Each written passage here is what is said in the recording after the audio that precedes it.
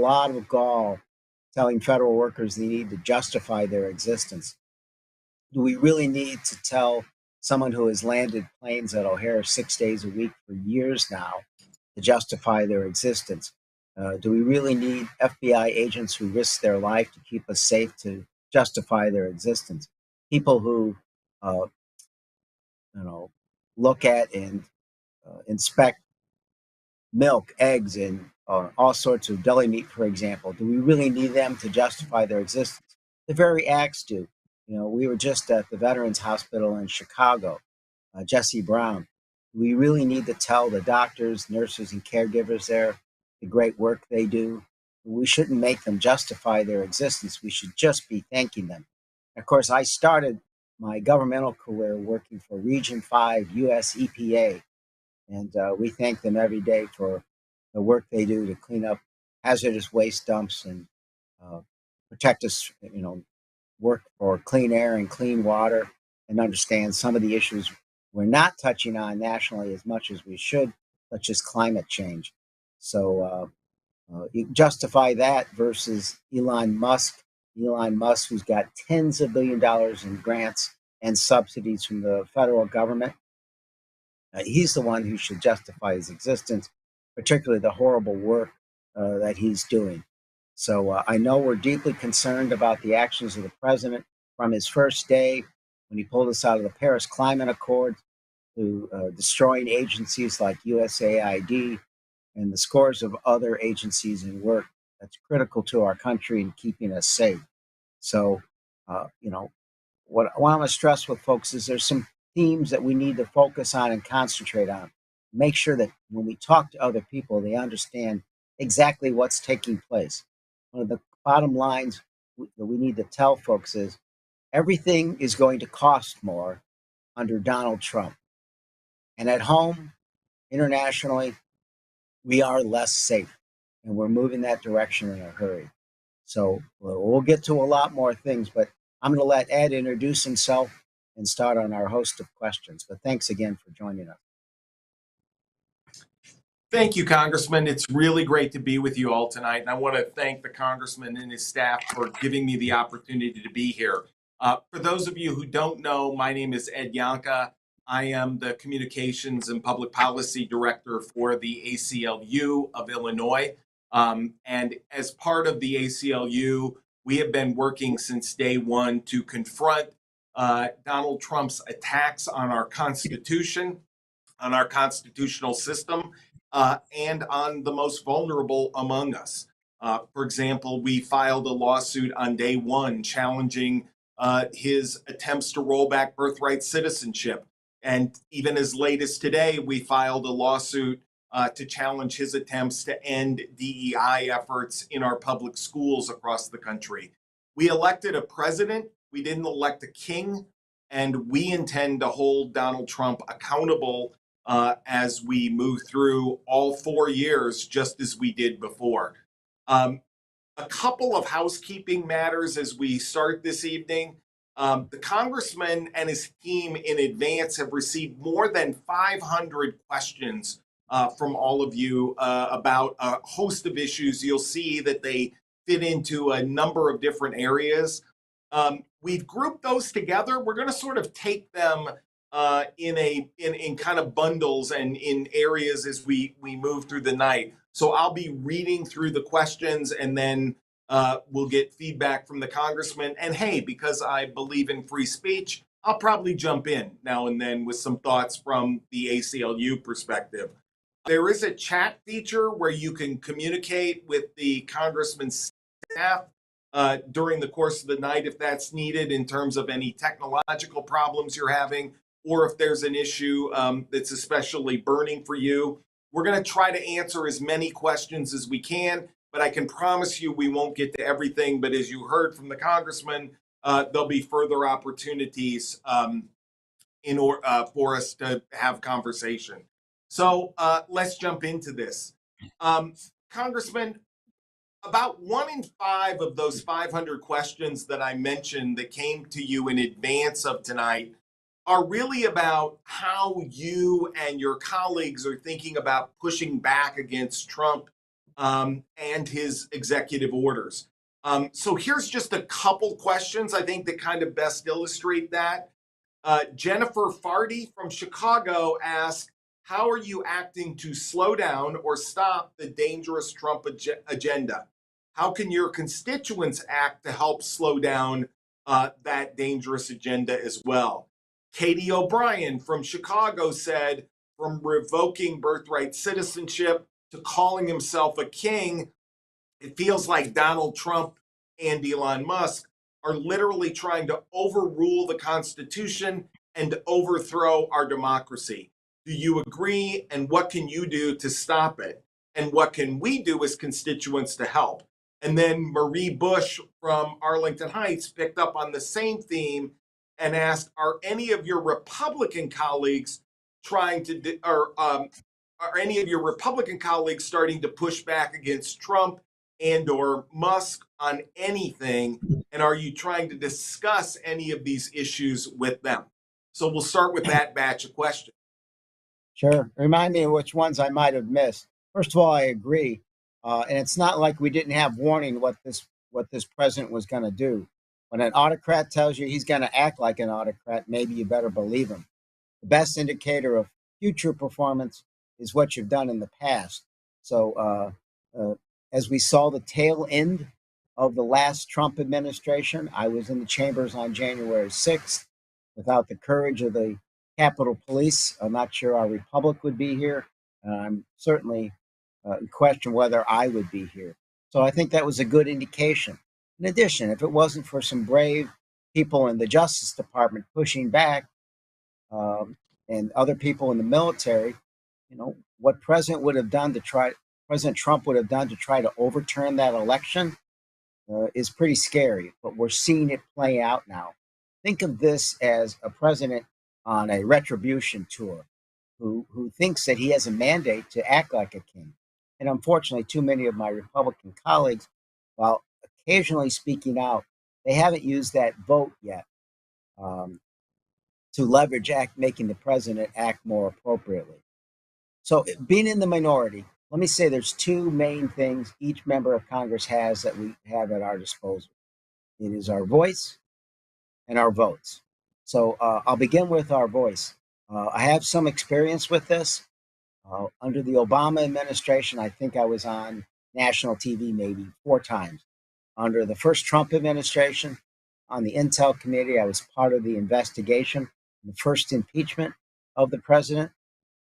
And we were on that many times in a single week.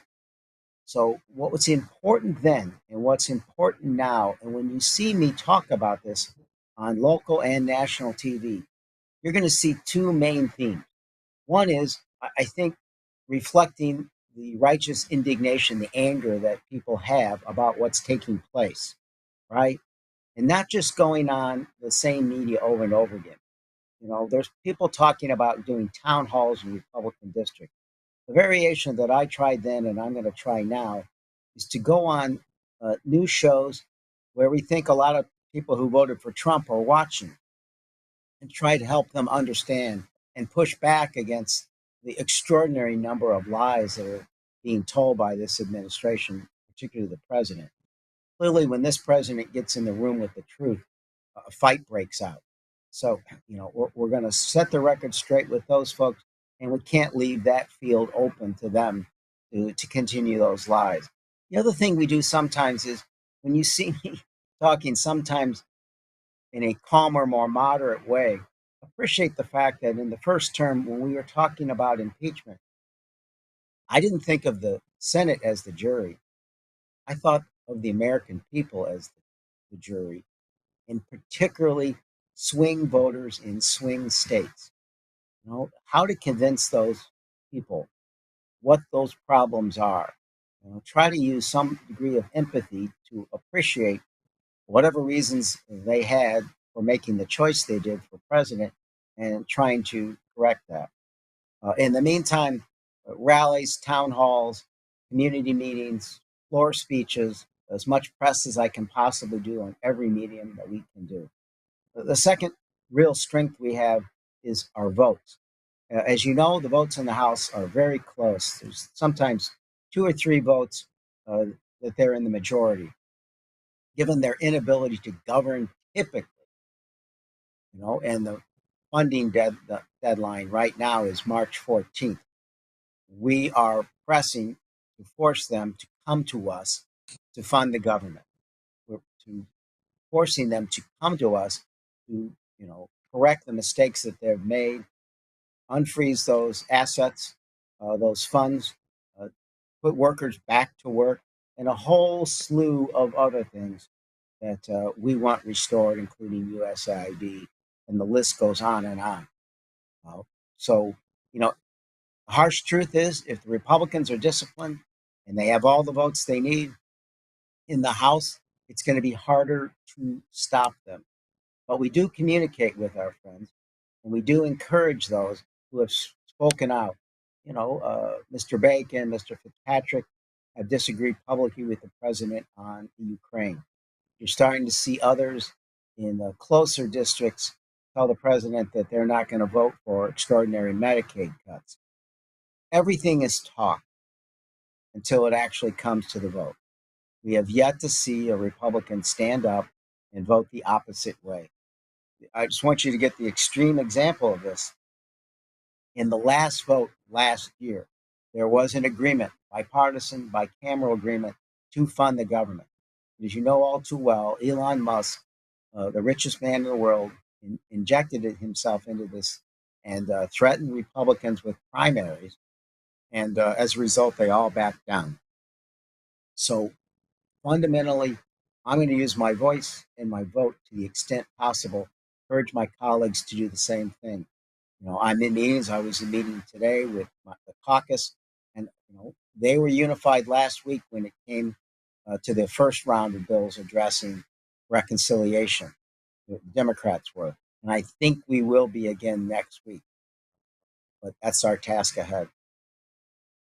So I think one of the things that in this, and I think one of the questions that was in here, I just wonder if we could pick up on one more time.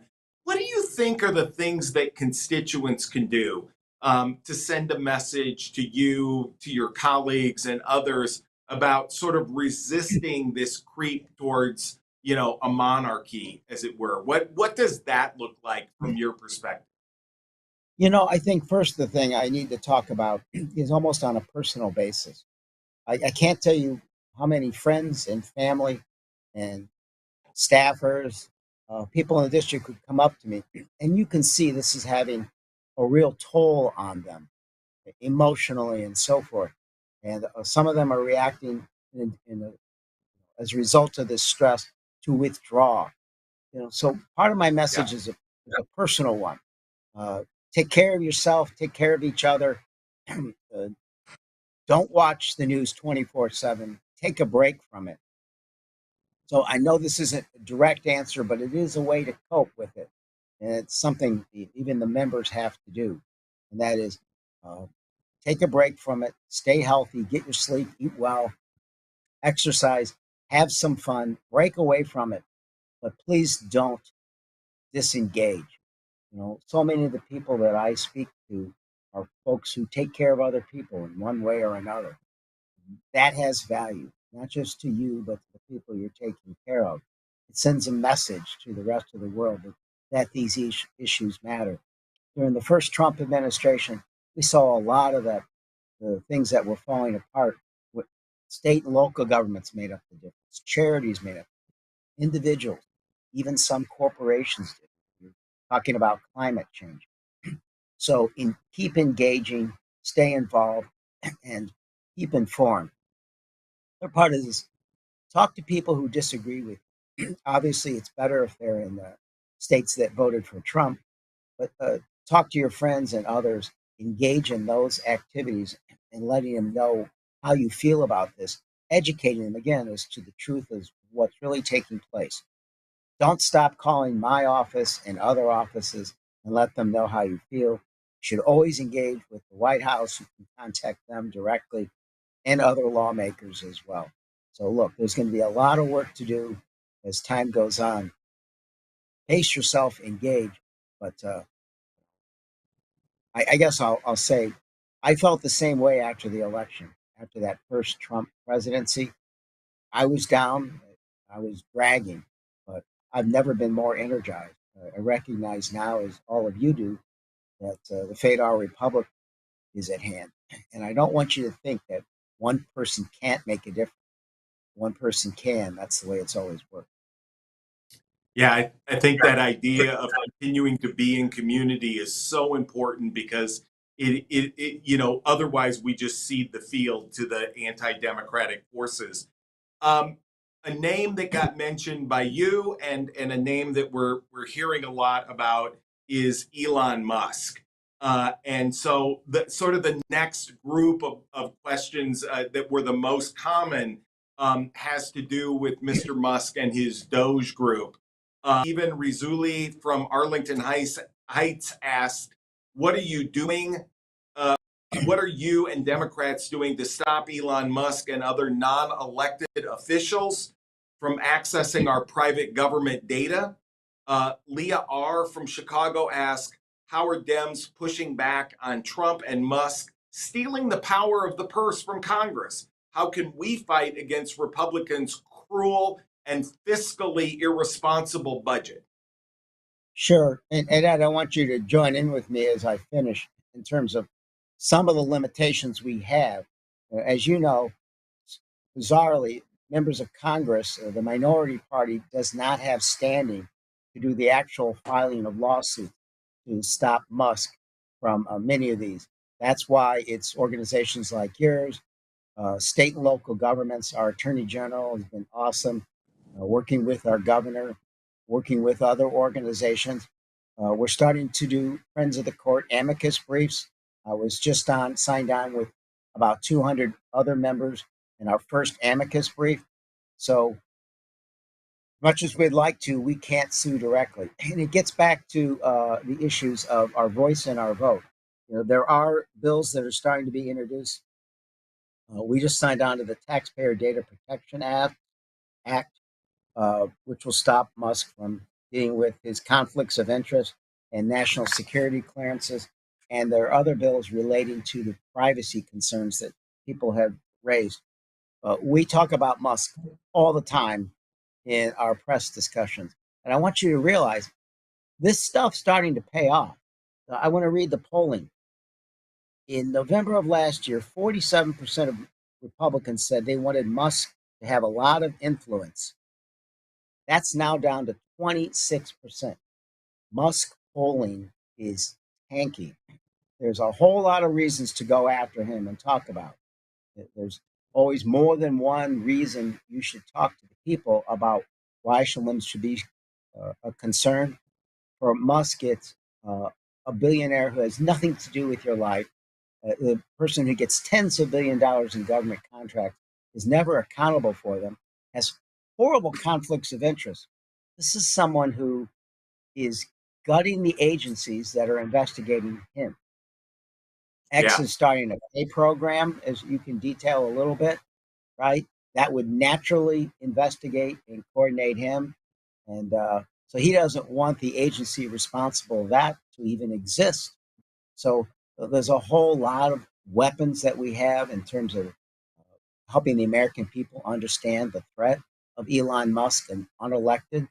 Uh, we used the term oligarch in the old days, but he's a newly minted oligarch of the worst form. So we will have bills that address this. It will be part of our leverage with our votes.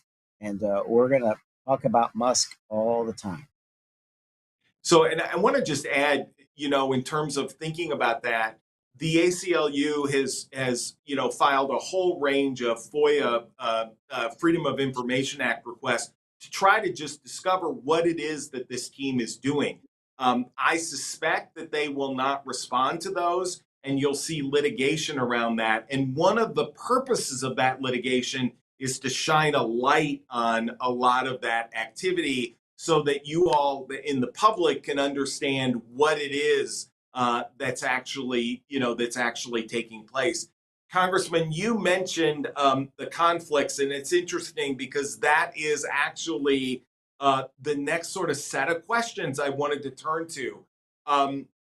R. Scott Brigham from Chicago asked, among my many, many concerns, what actions can be taken against Elon Musk for the evident conflict of interest his Doge dealings present? And Anthony Bowles from Roscoe Village asked, how is the claim of transparency for Doge, the Doge area or Doge activity being countered? How come no fact-checking numbers are being presented nationally to counter Trump and Musk lies about the volume of fraud used used, or the word that they use to describe what they're unearthing? Yeah, and as you know very, very well, this is the most opaque administration in our lifetime. So a lot of the information we'd like to get about what's taking place um, under the Trump administration, we're getting secondhand. For example, uh, it's an aside, but it's an example of the problems in getting info. The Trump administration is going to be selling a lot of the federal government buildings in Chicago. There's a normal route and rules and law that they're supposed to follow, but they're simply not doing it. So we're hearing from sources inside who have this information, who are willing to take the risk to tell us what's taking place. But as you said, you've had to FOIA whatever information you can. There's nobody in the Trump administration who's going to share any of this with us. But what we need now are good whistleblowers. We need good journalism. We need organizations like you that can dig up this information. Uh, One of the reasons that they're doing this in the manner that they are is they're doing 5,000 things at once. So it's hard to respond. It's hard for the American people to follow all this. It's hard to know how to target our resources to go after the issues that are most critical to them and then spend all the time that's necessary. So, you may want to get into a little more of why there are rules in place that would have them tell us this information. They are Right. breaking those rules. I can't, I don't have the ability to sue.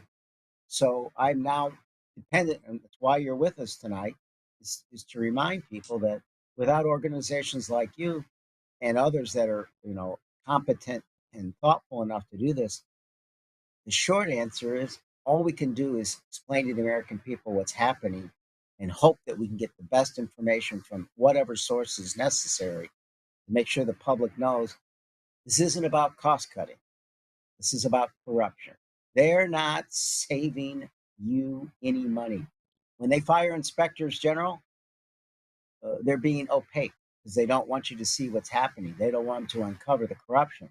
But also, the Congressional Budget Office showed in 2024, the inspectors general saved us over $90 billion, improving Yeah. inefficiency. So it's not about saving money, it's about covering up their own corruption. And I think a couple things that come to mind for me is you're right. What we're seeing is whether it's the ACLU, Democracy Forward, some of the other groups, what they're able to do is to go in and block a lot of these so-called savings and actions that Doge is claiming because they don't have the legal authority to do this. Every single one of the programs that the president mentioned last night, those are all programs that have been approved by Congress and signed off by a previous president. It is not fraud simply because you disagree with spending. And I think that's one of the things that we're going to have to continue not to give in to this idea that there's any efficiency or anything that they're discovering in that, because these are all programs again that have been approved by Congress.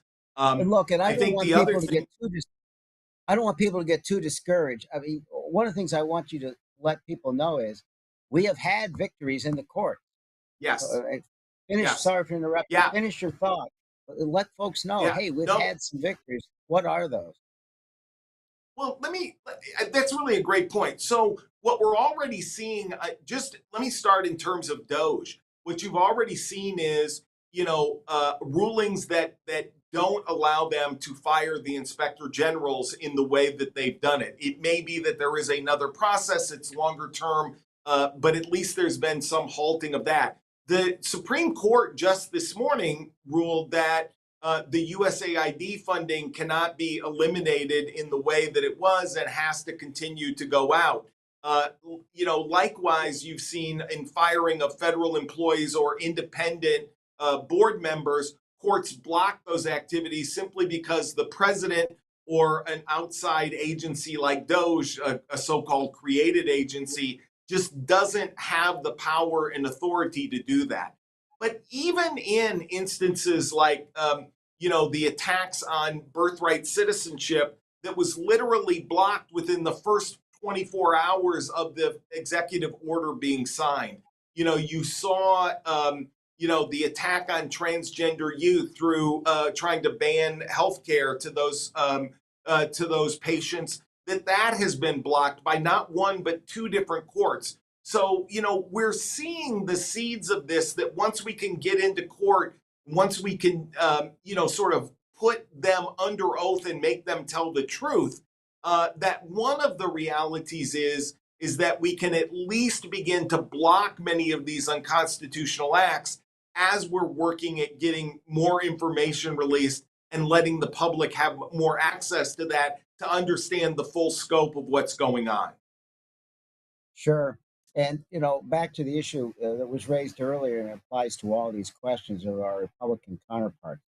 I'm on the Appropriations Committee, and I would say that the majority of the Republicans that you could normally work with, who are more reasonable, that maybe you could, come to the middle with and compromise before Trump was president, um, even some of them have sorely disappointed us.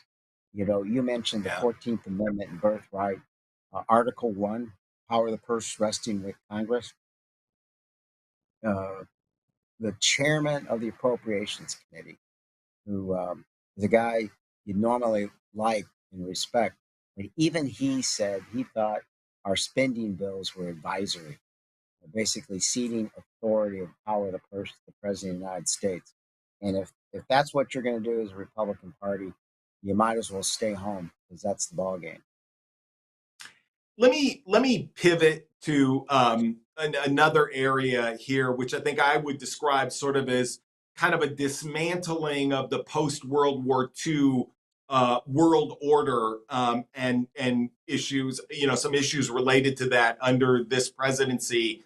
And I guess I wanted to sort of touch a little bit, or hear you touch a little bit about really this sort of shoddy and stunning treatment that President Zelensky of Ukraine received in the Oval Office. Um, Lloyd Brathen from Chicago asked what steps might be taken to counter what he describes as Trump's betrayal of Ukraine. Evan Politi from Chicago asked, as the co-chair of the Congressional Ukraine Caucus, after Trump advances embarrassing display with President Zelensky, what actionable steps are being taken to curb Trump's shameful actions and show Ukraine that there are Americans that still support that country's struggle for freedom? Sure. Yeah. Well, look, uh, after last Friday, I did a lot of media nationally. And the way I described it is this: we are fundamentally a different country than we were just weeks ago, right? We are unrecognizable to our allies, alone in the world, a very dangerous, complicated world. I think it's fair to ask, do we have any more allies? We're in a tariff war with our closest allies. We told NATO they're on their own, and we forget the lessons that you talked about, the post World War II liberal democratic world order that we created. Simple lessons of understanding why USAID matters. That Churchill and FDR's relationship was so important, but never did FDR extort Churchill. He didn't say on the 5th of June, uh, we'll storm the beaches, but we're going to send you a bill, or we want your mineral rights. It's just extraordinary. And questioning legitimacy of Zelensky, who was democratically elected, who reminds you more, and I've met him 7 times now, than the Ukraine for since the war started.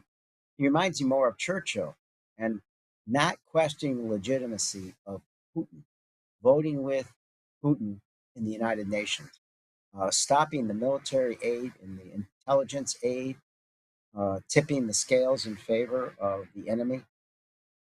We're with the bad guys now. In the first Trump administration, I remember people saying that's not who we are as a country. I'll tell you, to the rest of the world, that's who we are right now, right? So the final thing that was said at the rallies for Ukraine that many of you have attended um, is, if anyone thinks this doesn't affect you, you're mistaken. And back to FDR's last inaugural, he said, we've learned that the welfare of our nation is dependent on the welfare of other nations. And to have a friend, you need to be one. Well, we're not a friend to the rest of the world. Uh, so, how do you stop this? I do think actions matter. I do think the Republican polling matters, and your activities and going to those rallies, they work. All the things I've talked about in your engagement, they are working and they will continue to work. The only thing I promise you won't work is if you don't engage.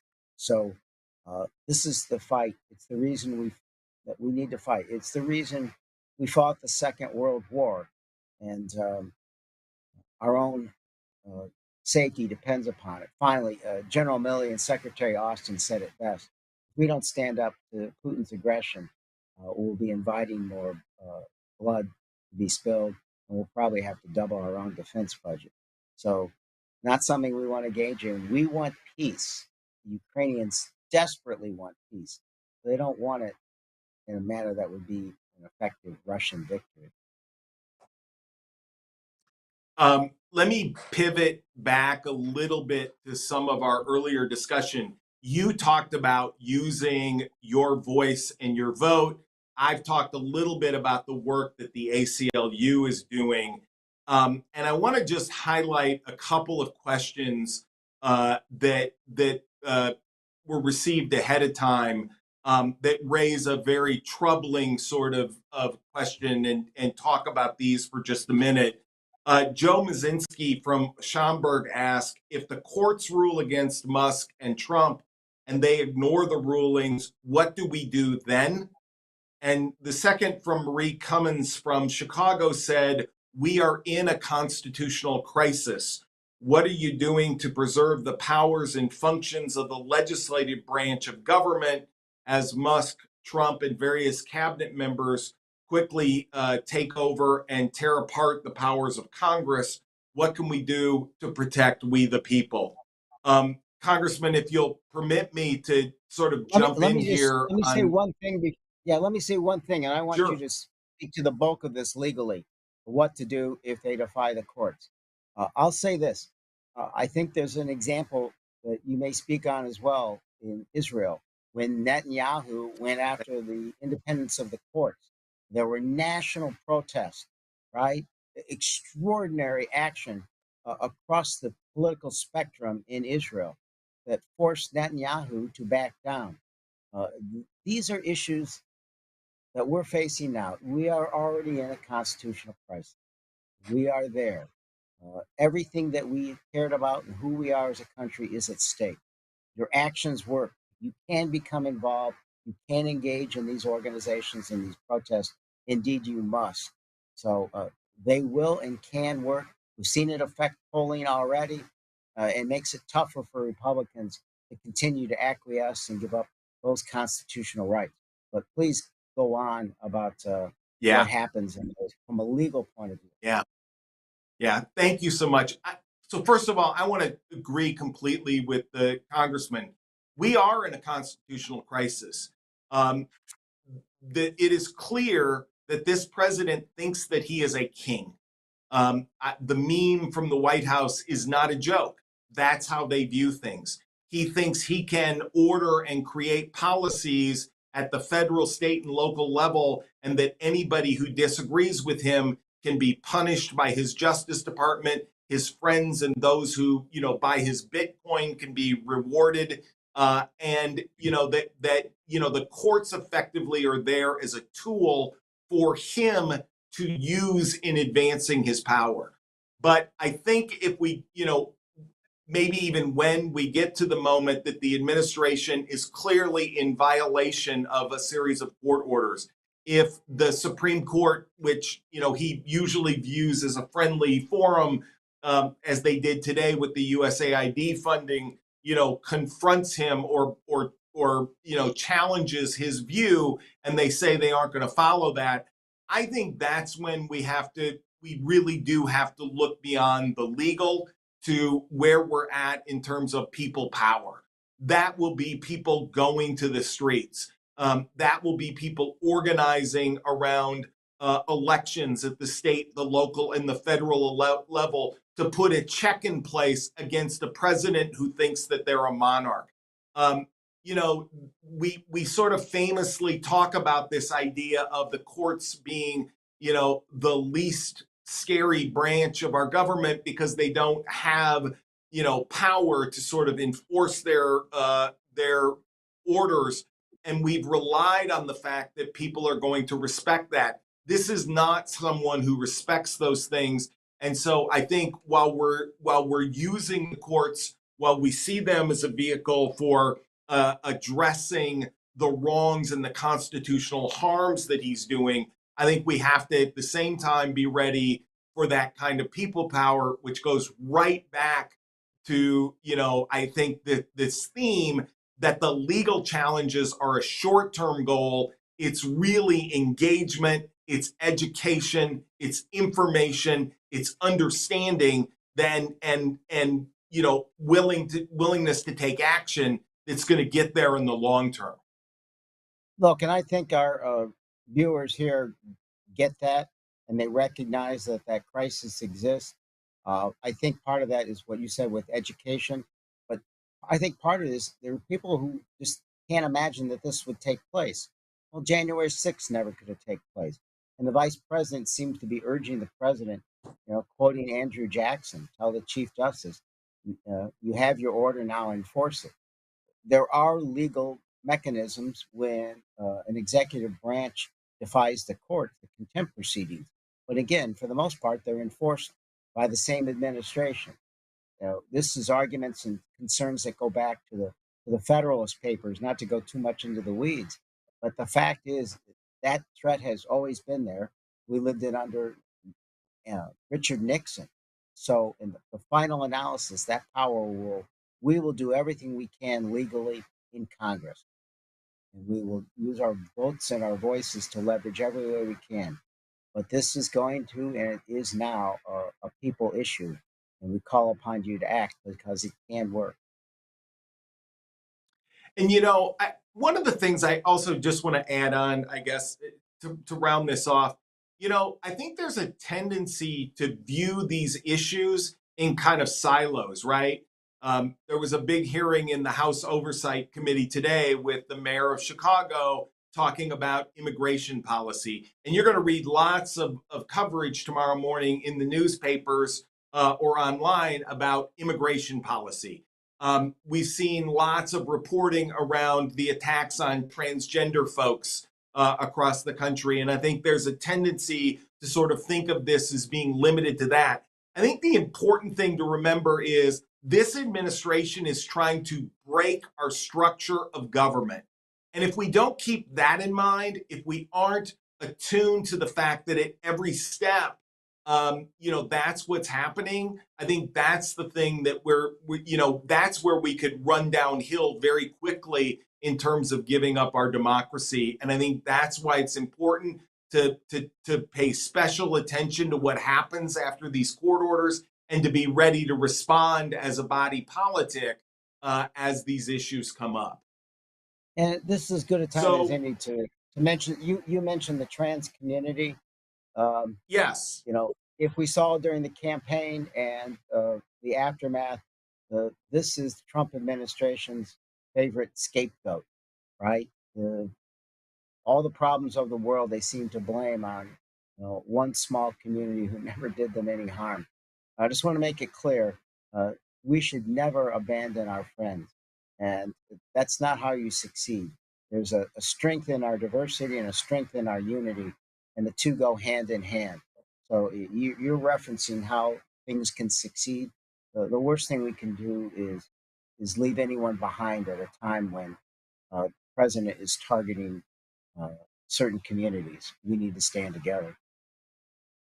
You know, I'm glad you mentioned that, and I just want to sort of point out, you know, last night the president used a part of his national address to a joint session of Congress to talk about trans athletes in public school sports. Used a few minutes, got great response from his side of the aisle. He had a White House event to sign an executive order. Last year, about 320,000 students across Illinois participated in high school athletics or events covered by the Illinois High School Illinois High School Association. That group gives waivers to people to participate in sports if they have transitioned. They gave 3 such waivers out of 320,000. That means that 0.00009% of students across Illinois were the ones who were being attacked in a national television audience. And it just shows you this idea that they think if they can find the weakest, the most vulnerable who are already being harassed and pick on them, they can bring people along with them for the other places where they want to, you know, demonstrate and use their power. We need to get on to the next question so we get to more. But We I do do. want to I'm say sorry. what you just said.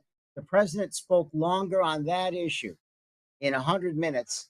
He only spoke for 2 minutes about lowering the cost of living. So it tells you where the president's priorities are right now. Let's go on to the next question if we can. We should before I'm fired from the moderator job. There were a lot of questions that came in advance about folks, and I've noticed here even online tonight from people who are really deeply concerned about cuts to Medicaid, Social Security, and other benefit programs. Cheryl Zelensky from Chicago said, I look forward to hearing specific actions that you are taking to protect Medicaid, SNAP, and other benefits, as well as defending our federal employees who provide critical work that we all rely on. Kelly Berdura from Lake Zurich asked, Trump just said in a cabinet meeting that he will not touch Medicaid, but Democrats said that will happen based on the new budget. Who do we believe? I'm very concerned about cuts to Medicaid as my adult son, who is disabled, desperately needs this program. And Patrick McKenna from Arlington Heights said, thank you for standing up against this terrible Republican agenda. What else do you plan to do to ensure that Social Security and Medicaid aren't cut to pay for billionaire tax cuts? And what can we do as citizens to help? Sure. First of all, the bills they passed last week don't have the specific numbers in them as they lead up to the reconciliation package. The bottom line is they to do the tax cuts they're talking about for billionaires exclusively. The numbers just don't add. They would absolutely require for them to do what they're going to do massive cuts to Medicaid. There have to be cuts to Social Security and Medicare as well. And my message to them is prove me wrong. Uh, but again, the best indication of what someone's going to do is what they've done in the past. First Trump tax package helped about 1% of the American people, the richest 1%. It cost us several $1 trillion in debt, and it grew the economy about 1%. I think you can assume that's what they're doing right now. These cuts aren't saving any money, but they're making up the numbers. And the numbers that they passed last week, the only way they add up is they do this. So, what am I doing? One of the things I'm doing, and I want to give Governor Pritzker credit because he's messaging this extremely well as well. They're part of that message is at the beginning when I said people are going to get hurt by these things. What I'm trying to tell folks is it means you, right? If you live in downstate Illinois and don't think what the Trump team has prepared isn't going to hurt you, you're not paying attention. It's been stressed several times. Those Medicaid dollars are life and death to all our rural hospitals. So many of those hospitals in Illinois and across the country are hanging by a financial thread now. They will close. You will lose your health care. You will lose access to health care. The people who use Medicaid in this country is pretty evenly divided across red and blue districts. So, if you can't appeal to someone's heart, appeal to their self-interest on all these things.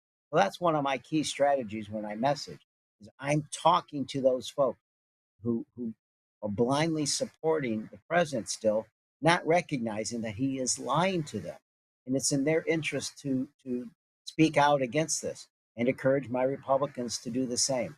It just harkens back to President Obama when we passed Obamacare and Trump tried to repeal it his first term over and over again, and he kept failing. This proves what you're doing can work. There was so much pushback from those districts, from those Republican districts, because they recognize in the final analysis, healthcare is an absolute right. And what President Obama passed and what Medicaid does, for example, helps every community. It's essential to all of us. Finally, our local hospitals in Chicago, uh, they aren't in the financial straits that the rural hospitals are, but they have told me directly if Medicaid gets these cuts, they will have to contract the services they provide to everyone. Yeah. Um, let's move to another area that sort of touches on these issues as well. A number of folks wrote in with concerns about the impact of this administration and cabinet officials like RFK Jr. on public health and safety. Um, Catherine Schumer from Chicago asked, what is being done to help inform schools, families, and children with measles outbreaks? And Daniel Siganowski from Chicago asked, what can be done to preserve health funding? And he cites, for example, that the Trump administration canceled the oral COVID vaccine, concerns about bird flu protection, and the meeting about next year's flu vaccine. What do you think can be done around these areas of public health? Look, I want to mention that USAID plays a role in this. The recent cuts there uh, dramatically cut the vaccinations that take place across the world. The world's a very interconnected place right now, and a lot of those dollars were keeping us safe, right? What did uh, the Secretary of State say when he was a senator? Marco Rubio said uh, USAID isn't charity, it's vital to our national defense. Well, some of that has to do with healthcare too. When you're dealing with outbreaks and epidemics in other countries, if we can handle them there, they won't come here. But again, so much of this has to do with sound education. What happened in the first Trump term was the state and local governments had to pick up a lot of the slack in what was provided and the education that comes with it. To the extent I can help them do that, we are absolutely going to play a role. Again, leveraging whatever money we can on the appropriation side to help them make up the difference of what this, because we have the worst possible person in charge of this in RFK. Uh, Administration is based on lies, mistruths, and just a lack of understanding of the world and how to govern. But there are the resources everywhere to make up as much difference as we possibly can. The fact that these questions are right on point and that so many people are contacting my office is a good sign that the public is starting to get this. I don't believe James Carville's point that let everything fall apart and maybe people will notice. We can't do Yeah. that. We can't let things fall apart because people will die. Yeah. And too many people get hurt in that context by just letting that happen. Um, let me sort of go off of the questions that have come in and pick up on a point that you made earlier in talking about sort of prices and inflation and the cost of living. And I wonder if you could talk a little bit from your perspective about what you see as the impact or the effect. You mentioned this a little bit in the beginning, but maybe just elaborate on the impact on prices for all of us that comes from the tariff policies that the president has announced over the past couple of days and few weeks, really. Yeah, I just quote the Wall Street Journal. It said, "Mr. President, you're a smart person. This is not a smart idea." Uh, I disagree with the first part of that. What people need to understand is uh, tariffs are taxes on the middle class and below. It makes everything cost more, but it's also a sign to our closest neighbors and allies that we don't want anything to do with them anymore. We're dependent upon each other. Our economies are so intertwined. If you try to divide them, you'll see destruction on both sides. So the first thing you're going to see is that absolutely everything is going to cost more. You saw the leaders in Canada and Mexico say they're going to, and they already have started to impose, taxes, striking back at what the Trump administration is going to do. We saw the turmoil in the stock market as a result of this, which would only get worse, leading to inflation and possibly at the same time an extraordinary recession. I think that's why the president has again backed off imposing these right away. Again, it's further proof that everyday involvement, engagement, letter writing, calling, protesting, letting your friends know why all this matters. Again, part of that message is find a reason to convince and make people understand how all these issues do apply to them. They're not safe in some place if they're not living in one area or another. Going to affect every American. Everything will cost more. There'll be things you simply can't get at different times. Certain produce coming from Mexico is just one example. But that residual cost will build. And the argument that, well, we'll just build more in the United States and it'll be manufactured more. These are things that take 10, 12, 13, 14 years to come into existence. And it simply won't work that way. You'll see plant closings, you'll see job losses, you'll see inflation. At the same time, you'll see a very likely possibility of a recession because China and these other countries will retaliate. Okay. One theory or one theme I think that has run through a lot of questions and sort of a lot of this discussion tonight is the role of we the people, the role that we as constituents, as citizens, as residents of an area play. And I wanted to just read a couple of these questions because I think that they're sort of indicative of what we've seen and sort of get your response to this. Jane Balaban from Northbrook asked, how can we as private citizens most effectively stand up against some of the wrong-headed actions of the Trump administration? And Laura Asplund from Morton Grove asked, what can we do individually to fight the illegal actions of the Trump administration? Look, it's time to get active, to engage, to participate. This isn't a political call, but people can get involved in every way possible. There are organizations, there are charities, there are activist organizations that are engaged. They can begin working with them. But look, I was at two rallies in the last 2 weeks about Ukraine. There are protests and rallies that are taking place fairly routine on a very routine basis in the Federal Plaza. But I would say, going back to the beginning of this conversation, I told folks to engage, not to disengage, to take care of yourself, but to communicate with people you know and make sure they understand what's happening, make sure they engage as well. There are lawmakers across the board.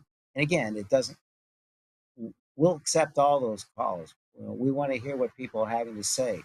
A lot of times we use their voices, we hear from people and use their stories.